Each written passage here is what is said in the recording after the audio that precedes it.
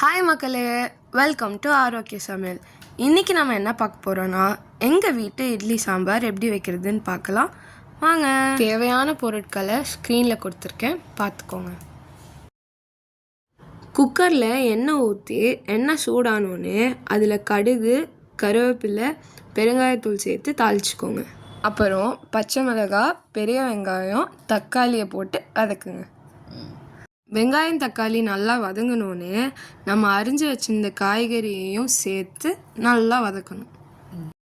இப்போது கொஞ்சம் மஞ்சத்தூள், உப்பு, பைத்தம்பருப்பு, கொத்தமல்லி, அப்புறம் தேவையான அளவு தண்ணி ஊற்றி குக்கரை மூடி வச்சுக்கோங்க. 3-4 விசில் வந்தோடனே ஸ்டவ்வை ஆஃப் பண்ணிவிட்டு குக்கரில் ப்ரெஷர் போனோடனே ஓப்பன் பண்ணி பருப்பையும் காய்கறியையும் நல்லா மசிச்சுட்டு 2 ஸ்பூன் சாம்பார் தூளும் கொஞ்சமாக கொத்தமல்லியும் போட்டு கொதிக்க விடுங்க.